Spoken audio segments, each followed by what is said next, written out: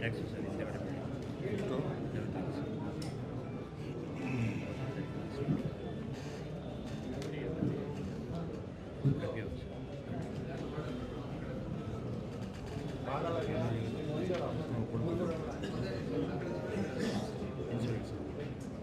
Hello ಅಸ್ಸಲಾಮುಅಲೈಕುಮ್.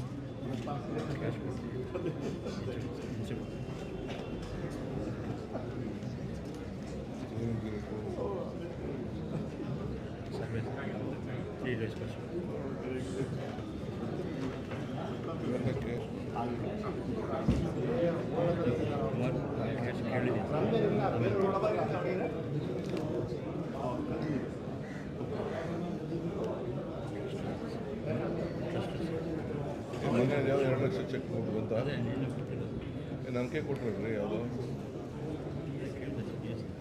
ಕೊಟ್ಟ ನನಗೆ ಇವನು ಕೊಟ್ಟ ನನಗೆ ಇವನು ಕೊಟ್ಟ ನನಗೆ ಕೊಟ್ಟಿದ್ದು ಅಂದರೆ I don't know whether I wear ಅಂತ ಯಾರಿಗೂ ಫೀಸ್ ಕೊಟ್ಟಿದ್ದು ನನಗೆ ಕೊಟ್ಟಿದ್ದು ಅಂದರೆ I don't know whether I wear ಅಂತ ಯಾರಿಗೂ ಫೀಸ್ ಕೊಟ್ಟು ನಾನು ಮೇಟಿ ಮಗ ಕೊಟ್ಟ ಚೆಕ್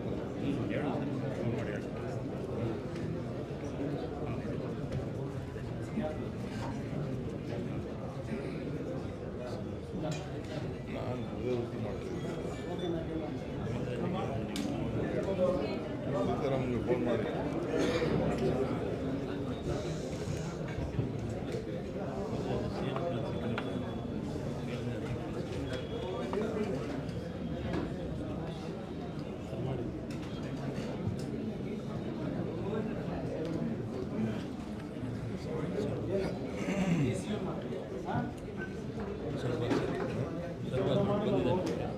ನಾವು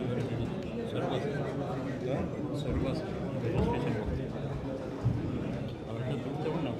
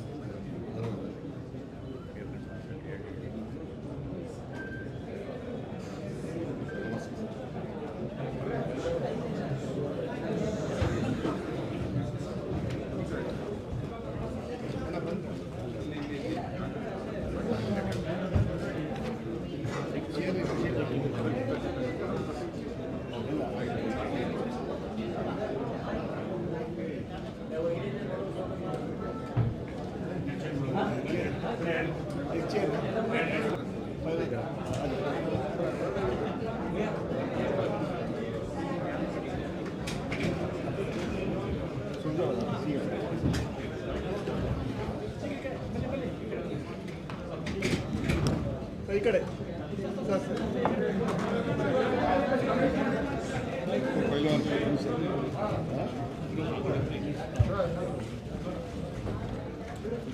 ಓಕೆ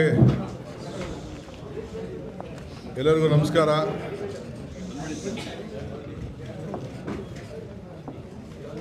ಸೊ ಮೊದಲು ಒಂದು 3-4 ನಿಮಿಷದಲ್ಲಿ silent please. We will. Within One small thing and then 3-4 ನಿಮಿಷದಲ್ಲಿ within 3-4 minutes we will finish our KPCC party briefing of Davanagere. ಆಮೇಲೆ ಮಿಕ್ಕಿದ್ದು ಮಾಡ್ತೀವಿ. ಗೌರವಾನ್ವಿತ AICC ಪ್ರಧಾನ ಕಾರ್ಯದರ್ಶಿಗಳಂಥ ಸುರ್ಜೇವಾಲಾ ಸಾಹೇಬ್ರೆ, ರಾಜ್ಯದ ಗೌರವಾನ್ವಿತ ಮುಖ್ಯಮಂತ್ರಿಗಳಂಥ ಸಿದ್ದರಾಮಯ್ಯ ಸಾಹೇಬ್ರೆ, ಮೊಹಮ್ಮದ್ ಅವರೇ ಮತ್ತು ರಿಜ್ವಾನ್ ಅಹಮದ್ ಅವರೇ, ಶಾಸಕರು, ನಮ್ಮ ಅಭಿಷೇಕ್ ದತ್ತರವರೇ, ಸೆಕ್ರೆಟರಿ ಅವರು, ನಮ್ಮ ಮುಖಂಡರಂಥ ಸಾದಿಕ್ ಪೈಲ್ಮಾನ್ ಅವರೇ, ಸೊ ಇನ್ನು ಅನೇಕ ಎಲ್ಲ ಕಾರ್ಯಕರ್ತರೆಲ್ಲ ಬಂದಿದ್ದಾರೆ. ತಮಗೆಲ್ಲ ಭಾಳ ದೊಡ್ಡ ಮಾಧ್ಯಮದಲ್ಲಿ ಭಾಳ ಆತಂಕವನ್ನು ತೋರಿಸ್ತಾ ಇದ್ರಿ. ನಮಗೆ ನಮ್ಮ ಮೇಲೆ ಒಂದು ದೊಡ್ಡ ನಂಬಿಕೆ, ನಮ್ಮ ಪಕ್ಷ, ನಮ್ಮ ಕಾರ್ಯಕರ್ತರು, ನಮ್ಮ ಸಿದ್ಧಾಂತ, ಇದ್ರ ಮೇಲೆ ನಂಬಿಕೆ. ನಾನು, ಮುಖ್ಯಮಂತ್ರಿಗಳು, AICC ಜನರಲ್ ಸೆಕ್ರೆಟರಿಯವರು ನಮ್ಮ ಯುವ ಶಾಸಕರುಗಳಾದ ಸಲೀಂ ಅಹಮದ್ ಮತ್ತು ರಿಜ್ವಾನ್ ಅವ್ರಿಗೆ ನಮ್ಮ ಇಂಡಿಪೆಂಡೆಂಟ್ ಆಗಿ ನಮ್ಮ ರೆಬೆಲ್ ಆಗಿ ಅರ್ಜಿ ಹಾಕಿದಂಥ ಕ್ಯಾಂಡಿಡೇಟ್ ಹತ್ರ ಹೋಗಿ ಮಾತಾಡಿ ಮನವೊಲಿಸಬೇಕು ಅಂತೇಳಿ ಮುಖ್ಯಮಂತ್ರಿಗಳು ನಾವೆಲ್ಲ ಸೇರಿ ಒಟ್ಟಿಗೆ ಅವ್ರಿಗೆ ಜವಾಬ್ದಾರಿಯನ್ನು ವಹಿಸಿತು. ಸೊ ಇನ್ನು ಇಬ್ಬರು ಲೀಡರ್ಸ್ಗೂ ವಹಿಸಿದ್ದು, ಕೆಲವರು ಕೇರಳಕ್ಕೆ ಹೋಗ್ತಾ ಇದ್ದೀವಿ ಅಂತ ಅಂದರು, ಕೆಲವರು ಬೇರೆ ಜವಾಬ್ದಾರಿಯನ್ನು ವಹಿಸ್ಕೊಂಡಿದ್ದೀವಿ ಅಂತ ವಿಚಾರ ತಿಳಿಸಿದ್ರು. ಆಮೇಲೆ ನೀವೇ ಹೋಗಿ ಅಂತ ತಿಳಿಸ್ತು. ಲಾಸ್ಟ್ ಮೂಮೆಂಟ್ವರೆಗೂ ಅವ್ರು ಹೋಗಿ ಸ್ವಲ್ಪ ವಿಡ್ರಾ ಮಾಡೋಕ್ಕೆ ಸ್ವಲ್ಪ ಟೈಮ್ ಕಡಿಮೆ ಇತ್ತು. ಸೊ ವಿಡ್ರಾ ಮಾಡ್ಕೊಳಕ್ಕಾಗಲಿಲ್ಲ. ಆಮೇಲೆ ಅವರೆಲ್ಲ ಮನವರಿಕೆ ಮಾಡಿ ಮುಖ್ಯಮಂತ್ರಿಗಳ ಹತ್ರ ನನ್ನ ಹತ್ರ ಎಲ್ಲ ಮಾತಾಡಿಸಿ, ಸೊ ನಮ್ಮ ಪೈಲ್ಮಾನ್ರವರು ನಾನು ಹುಟ್ಟಲಾಗಿಂದನೂ ಕಾಂಗ್ರೆಸ್ ಬೆಳೆಸಿದ್ದೀನಿ, ನನ್ನ ಮಕ್ಕಳು, ನನ್ನ ತಮ್ಮ ಬ್ಲಾಕ್ ಪ್ರೆಸಿಡೆಂಟು, ನನ್ನ ಮಗ ಯೂತ್ ಕಾಂಗ್ರೆಸ್ ಪ್ರೆಸಿಡೆಂಟು, ನಾನು ಕಾಂಗ್ರೆಸ್ಸಿಗ ಅಂಥೇಳಿ ಅವರು ಕೂಡ ಅವರ ನೋವನ್ನು ಕೂಡ ಅವ್ರು ಹೇಳಿಕೊಂಡ್ರು. ಕೇಳೋದೇನು ತಪ್ಪೇನಿಲ್ಲ, ಅವರ ಹಕ್ಕು, ಅವರ ಜವಾಬ್ದಾರಿ. ನಾಯಕತ್ವವನ್ನು ಮೊದಲಿಂದ 40 ವರ್ಷದಿಂದ ಮಾಡಿದ್ದಾರೆ. ಅವ್ರಿಗೂ ನಮ್ಮ ಸಾವಿರ ಶಿವಶಂಕರಪ್ಪು ಇರುದ್ದಂಥ ಒಂದು ದೊಡ್ಡ ಸಂಬಂಧ ಇದೆಯಲ್ಲ, ರಾಮ ಲಕ್ಷ್ಮಣಂತೆ ಅವರಿಬ್ಬರು ಕೂಡ ಒಟ್ಟಿಗೆ ನಾನು 11-12 ಗಂಟೆಗೆ ಬೆಂಗಳೂರು ತಲುಪ್ತೇನೆ ಅಂಥೇಳಿ ಮಾತು ಕೊಟ್ಟು ಅವರೆಲ್ಲ ನಾಯಕರುಗಳನ್ನ ಕರ್ಕೊಂಡು ಇವತ್ತು ಬಂದು ಮುಖ್ಯಮಂತ್ರಿಗಳನ್ನು, ನನ್ನ ಬಂಧು ಮತ್ತು ಸುರ್ಜಿವಾಲ ಸಾಹೇಬ್ರನ್ನ ಭೇಟಿ ಮಾಡಿ, ನಾನು ಈ ಪಕ್ಷನ ಉಳಿಸ್ಕೊಳ್ತೇನೆ, ಪಕ್ಷನ ಗೆಲ್ಲಿಸ್ತೇವೆ, ಎಲ್ಲರ ಜವಾಬ್ದಾರಿ ನಾವು ತೆಗೆದುಕೊಳ್ತೇವೆ, ಪಕ್ಷ ನಮಗೆ ಇಂಪಾರ್ಟೆಂಟು, ದೇಶಕ್ಕೂ ಒಂದು ದೊಡ್ಡ ಸಂದೇಶ ಹೋಗಬೇಕು ಅಂತ ತೀರ್ಮಾನ ಮಾಡಿ ಇವತ್ತು ನಮ್ಮ ಪಕ್ಷಕ್ಕೆ ನಾನು ದ್ರೋಹ ಮಾಡೋದಿಲ್ಲ, ನಾನೊಬ್ಬ ಕಾಂಗ್ರೆಸ್ಸಿಗನಾಗಿರ್ತೇನೆ ಅನ್ನೋದನ್ನು ಅವರು ನಮಗೆ ತಿಳಿಸಿ ಇವತ್ತು ನಿಮ್ಮ ಮುಂದೆ, ನಿಮ್ಮ ಕಣ್ಣುಗಳಿಗೆ, ನಿಮ್ಮ ಕ್ಯಾಮ್ರಾಗೆ ಎಲ್ಲ ಕೂಡ ಇವತ್ತು ಸಾಕ್ಷಿಯಾಗಿದ್ದಾರೆ. ಸೊ ಇಡೀ ರಾಜ್ಯದ ಕಾಂಗ್ರೆಸ್ ಪಕ್ಷ, ಮುಖ್ಯಮಂತ್ರಿ ನಾನು ಮತ್ತು ಪಕ್ಷ, ಮುಖ್ಯಮಂತ್ರಿ ನಾನು ಮತ್ತು ಎಲ್ಲ ನಮ್ಮ ಮುಖಂಡಗಳು, ನಮ್ಮ ಸಾದಿಕ್ ಪೈಲ್ಮಾನ್ರವ್ರಿಗೆ ನಾನು ಅಭಿನಂದಿಸ್ತೇನೆ. ಪಕ್ಷ ಅವ್ರ ಜೊತೆ ಯಾವಾಗಲೂ ಕೂಡ ಈ ಒಂದು ನಿಯತ್ತು, ಶಿಸ್ತು, ಆ ಹೋರಾಟ, ತ್ಯಾಗ, ಇದಕ್ಕೆಲ್ಲ ಕೂಡ ಅವ್ರಿಗೆ ಗೌರವವನ್ನು ಸಲ್ಲಿಸ್ತದೆ. ಸೊ ಆ ಕೆಲಸ ಕೂಡ ನಾನು ಮುಖ್ಯಮಂತ್ರಿಗಳು ಇಬ್ಬರು ಕೂಡ ಈ ಬಗ್ಗೆ ವ್ಯಾಪಕವಾಗಿ ಚರ್ಚೆ ಮಾಡಿದ್ದೇವೆ. ಸೊ ಅವ್ರಿಗೆ ನಾನು ತುಂಬ ಹೃದಯದ ಅಭಿನಂದನೆಯನ್ನು ಸಲ್ಲಿಸ್ತೇನೆ. ಅವ್ರಿಗೇನು ನಾನೇನು ಹೊಸದಾಗಿ ಶಾಲಾ ಕೊಟ್ಟು ಕರ್ಕೊಳ್ಳೋಂಥ ಅವಶ್ಯಕತೆ ಇಲ್ಲ. ಅವರ ಎದೆಯಲ್ಲಿ, ಅವರ ಹೃದಯದಲ್ಲಿ ಎಲ್ಲ ಕೂಡ ಪಕ್ಷ ನಿಮ್ಮ ಕಣ್ಣೆದುರುಗಡೆ ಕಾಣ್ತಾ ಇದೆ. ಆದ್ದರಿಂದ ನಾನು ಪಕ್ಷ, ಮುಖ್ಯಮಂತ್ರಿ ಪರವಾಗಿ ಮತ್ತು ACC ಪರವಾಗಿ ನಾನು ಅವರಿಗೆ ತುಂಬ ಹೃದಯದ ಅಭಿನಂದನೆಯನ್ನು ಸಲ್ಲಿಸಲಿಕ್ಕೆ ನಾನು ಬಯಸ್ತೇನೆ. ಕಾಣಿಕ್ ಸಾಹೇಬ್ರೆ,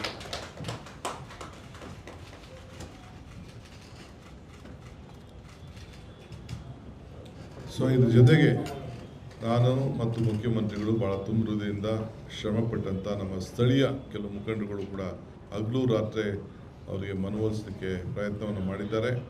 ಅವರು ಕೂಡ ಈ ಸಂದರ್ಭದಲ್ಲಿ ನಾನು ಅಭಿನಂದಿಸ್ತೇನೆ, ಕೃತಜ್ಞತೆ ಸಲ್ಲಿಸಲಿಕ್ಕೆ ಬಯಸ್ತೇನೆ. ಜೊತೆಗೆ ನಮ್ಮ ರಿಜ್ವಾನ್ರವರು ಮತ್ತು ನಮ್ಮ ಸಲೀಮ್ರವರು, ಅವರು ಕೂಡ ಮುಖ್ಯಮಂತ್ರಿಗಳ ಮಾರ್ಗದರ್ಶನದಂತೆ ಅವರು ಹೋಗಿ ನಾವು ಕೊಟ್ಟಂಥ ಜವಾಬ್ದಾರಿಯನ್ನು ಭಾಳ ಉತ್ತಮವಾಗಿ ಅವರು ನಿರ್ವಹಿಸಿದ್ದಾರೆ.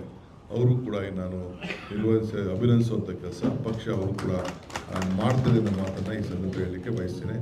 ಈ ಮುಂದಕ್ಕೆ ನಮ್ಮ ದೇಶದ ವಿಚಾರದಲ್ಲಿ ನಮ್ಮ ಸುರ್ಜಿವಾಲ ಸಾಹೇಬರು ನಿಮ್ಮನ್ನು ಉದ್ದೇಶಿಸಿ ಮಾತಾಡಬೇಕು ಅಂತೇಳಿ ನಾವು ಕೂಡ ಈ ದೇಶದಲ್ಲಿ ಆಗ್ತಾರಂಥ ಒಂದು ದೊಡ್ಡ ಮಾತಾಡ್ತಾರೆ.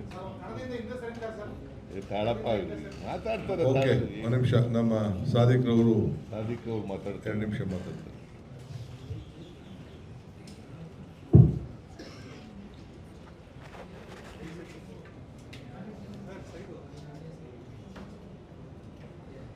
ಈ ರಾಜ್ಯದ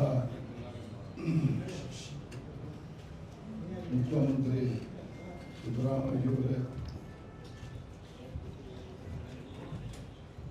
DK ಶಿವಕುಮಾರ್ ಅವರೇ, ಸುರ್ಜೇವಾಲಾಜಿಯವರೇ, ಸಲೀಂ ಅಹಮದ್ ಅವರೇ, ರಿಜ್ವಾನ್ ಅರ್ಷದ್ ಅವರೇ, ಇದು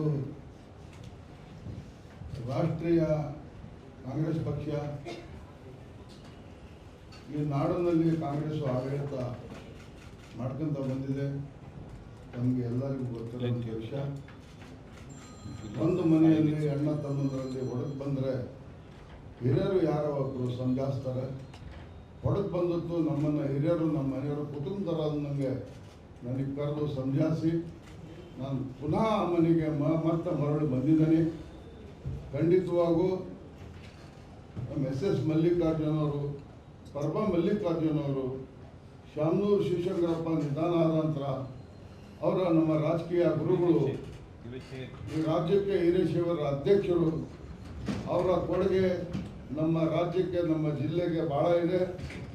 ಅವರ ಅನುಕಂಪ ಊರು ದೃಷ್ಟಿಲಿ ಒಳ್ಳೆ ಕೆಲಸಗಳು ಆಗಬೇಕು, ಜನಗಳು ಆರೋಗ್ಯದಿಂದ ಇರಬೇಕು ಅಂತಕ್ಕದ್ದು ಅವ್ರದ್ದು ಕನಸು. ಆದರೆ ಈಗ ನಮ್ಮ ಎಸ್ ಮಲ್ಲಿಕಾರ್ಜುನ್ ಮಗನಿಗೆ ಕಾಂಗ್ರೆಸ್ ಪಕ್ಷದಿಂದ ಟಿಕೆಟ್ ಸಿಕ್ಕಿದೆ.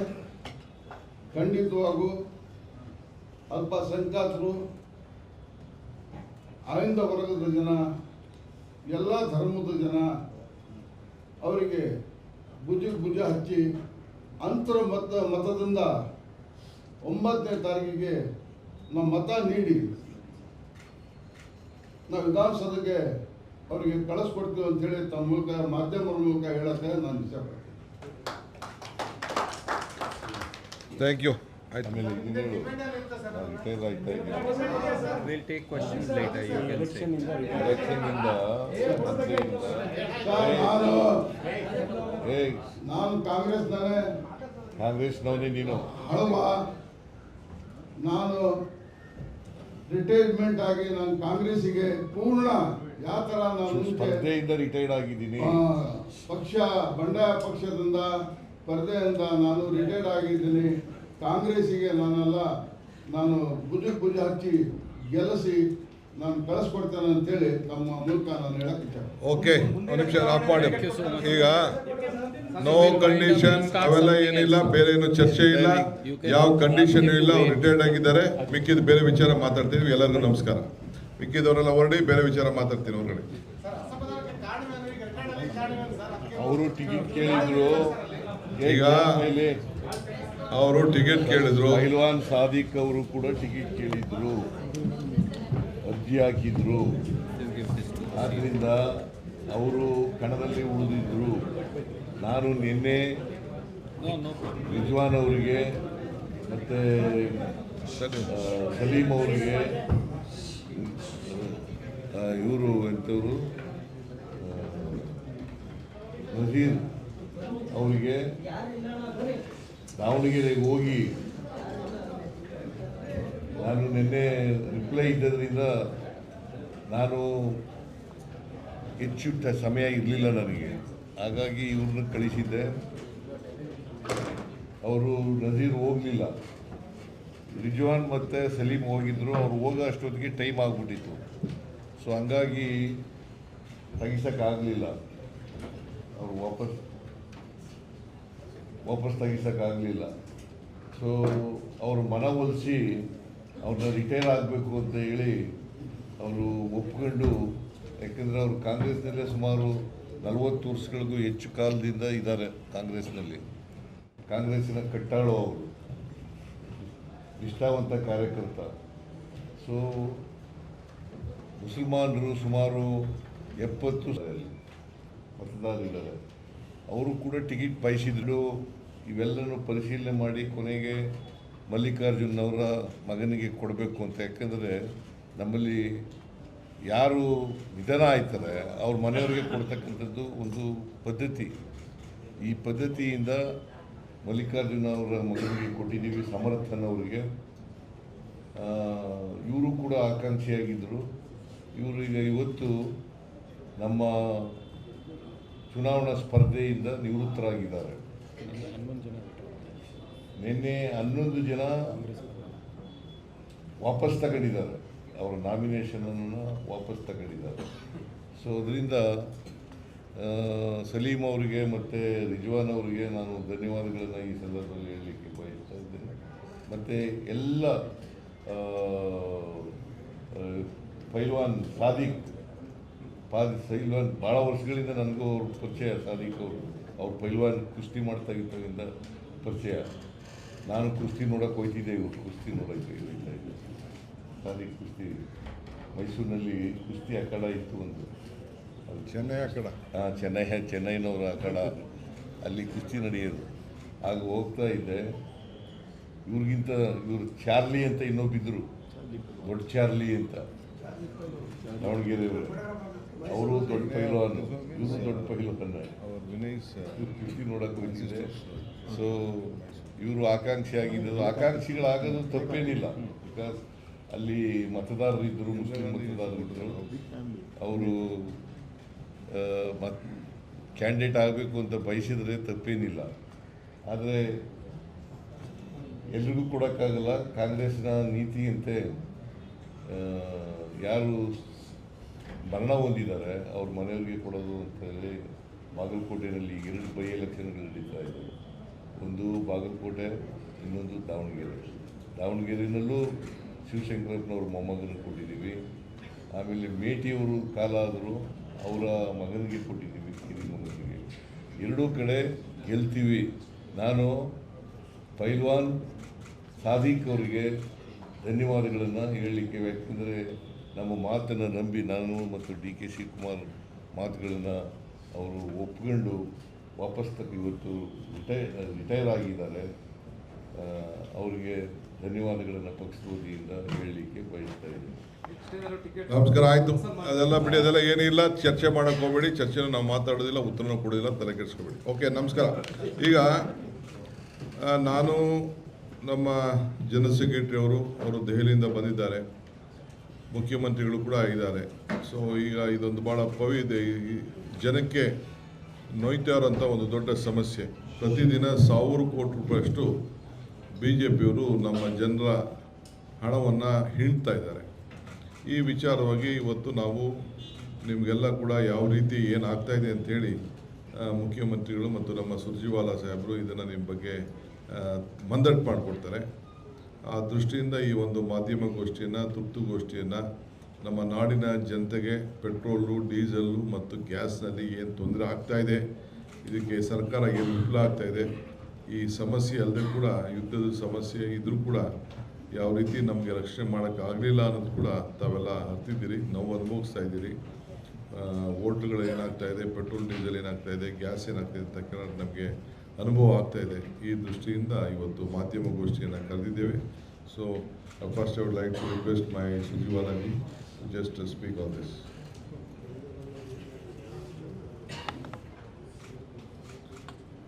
Better speak in English. Thank you, Shiv Kumar ji, our Honorable Chief Minister Siddharamaiah ji, all our friends on the dais and friends of the media. There was an important political development in the state. That's why we took some time extra of yours. My apologies. And it was a happy day for the Congress family that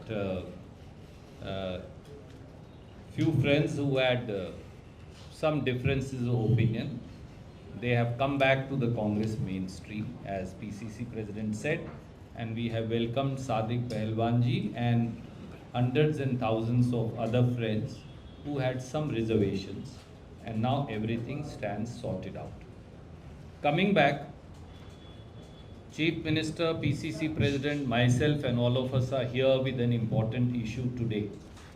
Before I raise this, I want to show you a figure that's here behind you. I can't even count the number of zeros on there. This figure is 43 lakh crore. Do not be shocked.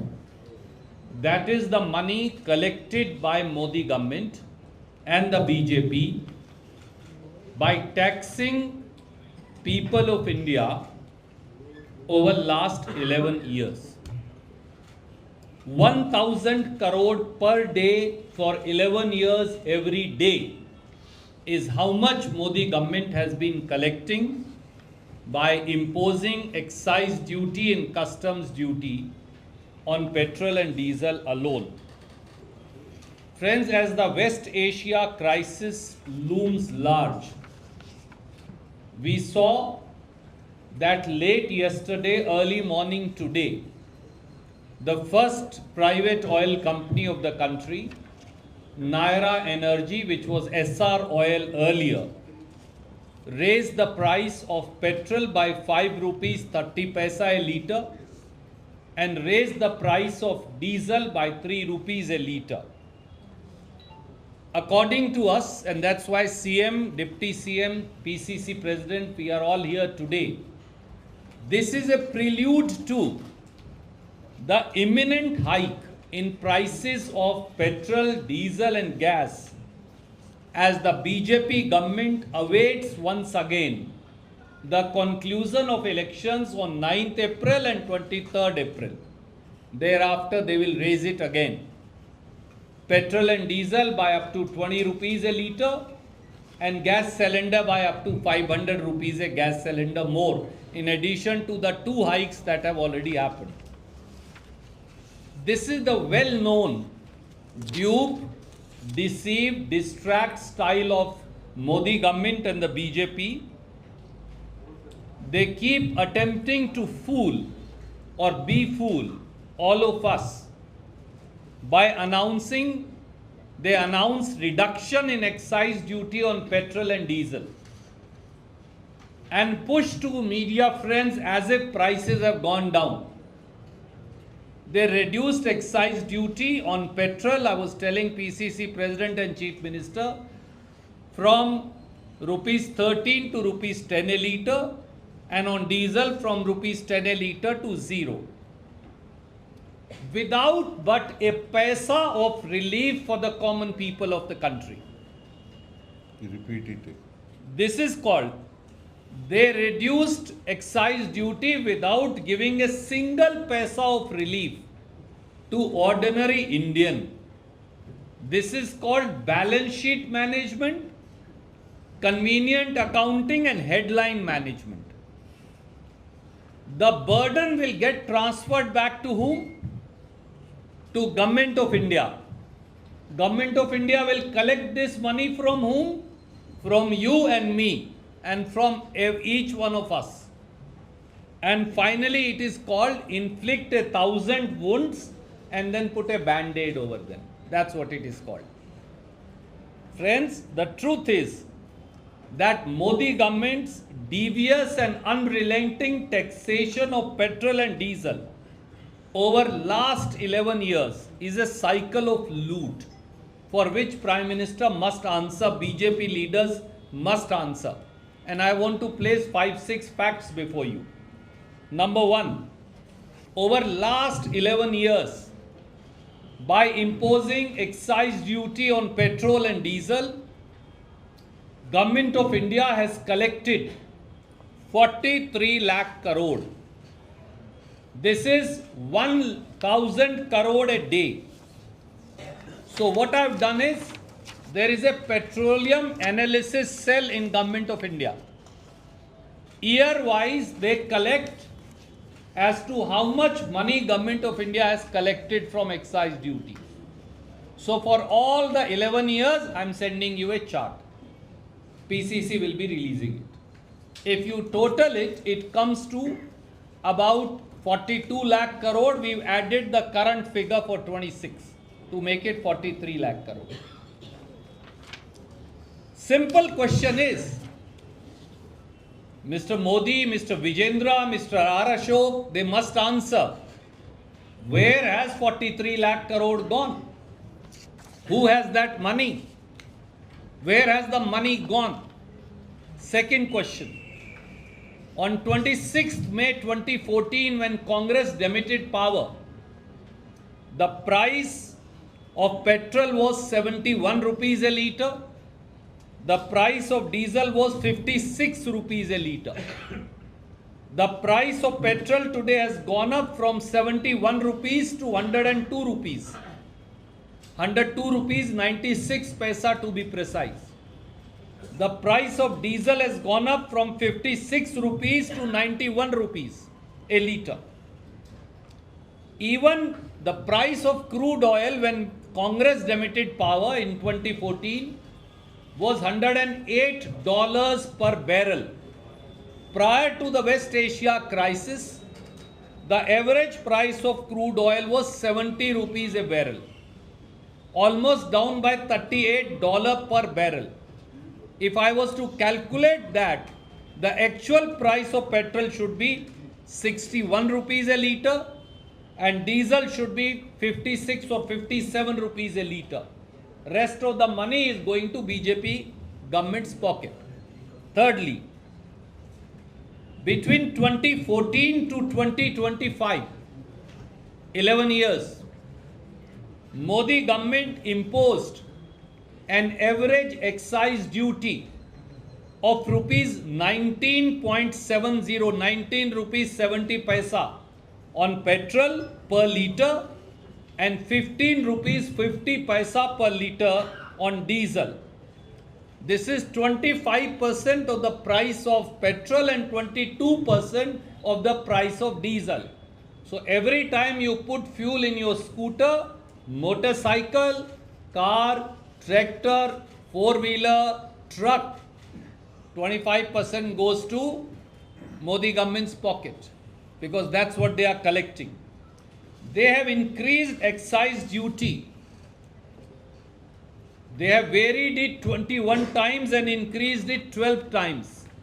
I am sending you a date-wise chart of that change in excise duty. Also, PCC will be releasing it to you. Modi government collects 982 crore every day for 11 years. Not one day is leave day from people of India. Modi government's announcement of reduction on excise duty on petrol and diesel has what impact?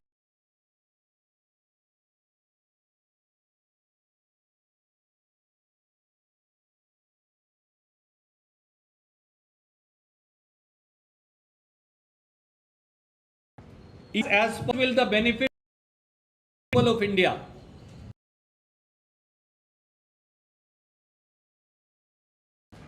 So what kind of fake narrative are you trying to sell to people? Not a paisa has been reduced for petrol or diesel. That's the truth. Friends, the vicious design of the BJP government, I said right in the beginning, is to increase price of petrol, diesel and gas on 9th April/23rd April when the elections conclude. You will say, how do you know that? Well, that's our past experience. And let me give you 3 examples. Modi government came to power in 2014. Delhi Assembly election February 2015, sir. On 8th February, they raised the price of petrol and diesel. As you vote, they increase the price of petrol, diesel and gas. This is not the only example. In 2019 general elections concluded on 19th of May 2019. Modi government raised the price of petrol and diesel when? On 20th of May, the very next day. That's the past experience. In 2022, Uttar Pradesh and many other states went to polls. The polling happened on 10th of March 2022. Modi government increased the price of petrol and diesel on 22nd March 2022 and not once, but 14 times in 16 days. They increased. During Congress government in May 2014, it is 913 rupees today, an increase of 121%. While the price of gas, what we call the LPG price, that has gone down from $880 per MT to $540 per MT, a decrease of almost 39%. But the price has more than doubled. In addition, the price of commercial LPG during Congress government was 1,541 per cylinder. 1 April, there will be no increase in gas. That is the demand of Mr. Siddaramaiah. That's the demand of Mr. D.K. Shiv Kumar. That's the demand of 144 crore Indians. And Prime Minister must come forward and answer to the nation. Any questions? And I will request our PCC President and CM to very briefly say what they want to say in Kannada, and then we'll take questions. Just one. ಈಗ ನಾವು ಎರಡೇ ವಿಚಾರ ಇಲ್ಲಿ, ದಿನಕ್ಕೆ 1,000 ಕೋಟಿ ರೂಪಾಯಿ ಅಷ್ಟು extra tax collect ಮಾಡ್ತಾ ಇದ್ದಾರೆ. ಇದು ಯಾರಿಗೆ ತಲುಪಬೇಕು? ನಾವು ಹೋರಾಟ ಮಾಡಿದ್ದು 100 ನಾಟ್ ಔಟ್ ಅಂತ ಹೋರಾಟ ಮಾಡಿದ್ದು. ಈಗ ಎಕ್ಸ್ಟ್ರಾ ಮಾಡ್ತಾ ಇದ್ದಾರೆ. ಅದು ಎಲ್ಲಿಗೆ ತಲುಪ್ತಾ ಇದೆ? ನಾವು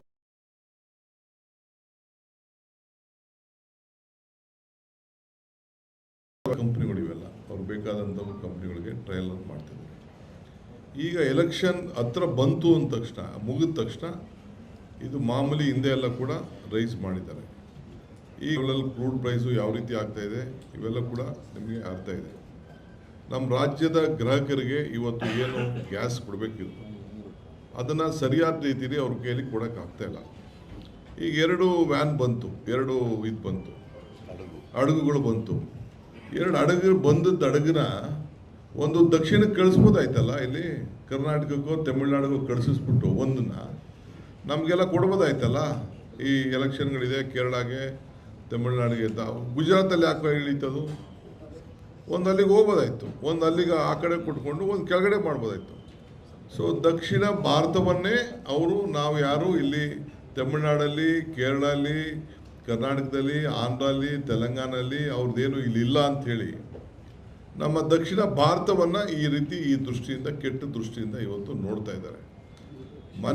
ಒಲೆ ಒರ್ಸೋಕ್ಕೂ ಕೂಡ ಈ ಮೊದಲು ನೀವೆಲ್ಲ ಪೆಟ್ರೋಲ್ ಬಂಕ್ನಲ್ಲಿ ನೋಡ್ತಾ ಇದ್ರಿ, ಒಂದು ಹೆಣ್ಮಗಳು, ಮುಸಲ್ಮಾನ್ ಹೆಣ್ಮಗಳು, ಅವ್ರಿಗೆ ಅಭಿನಂದನೆ ಮಾಡ್ತಾ ಇರೋದು, ಇದು ಗ್ಯಾಸ್ ಈಗೆಲ್ಲ ಯಾಕೆ ತೆಗೆದಾಕ್ಬಿಟ್ರು? ಇದು ಒಂದು ದೊಡ್ಡ ಪ್ರಶ್ನೆ ಆಗಿದೆ.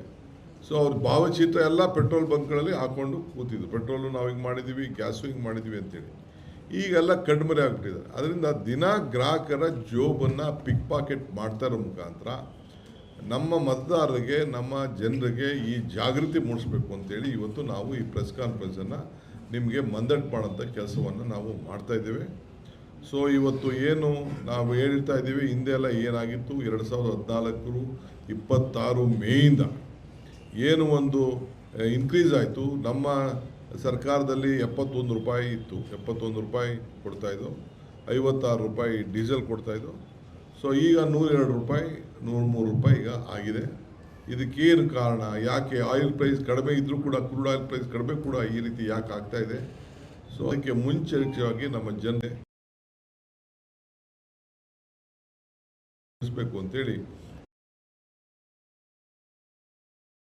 ಅಂತೇಳಿ ನಾವು ಈ ಮಾಧ್ಯಮ ಗೋಷ್ಠಿಯನ್ನು ಇವತ್ತು ನಾವು ಕರೆದಿದ್ದೇವೆ.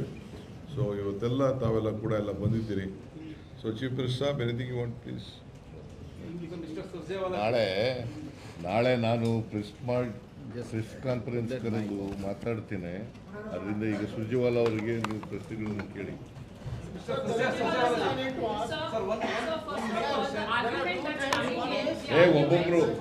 ಒಬ್ರು ಕೇಳ್ತಾ ಇದ್ದಾನೆ. I'll come back. ನಾಳಮ್ಮ ಹೆಣ್ಮಗಳು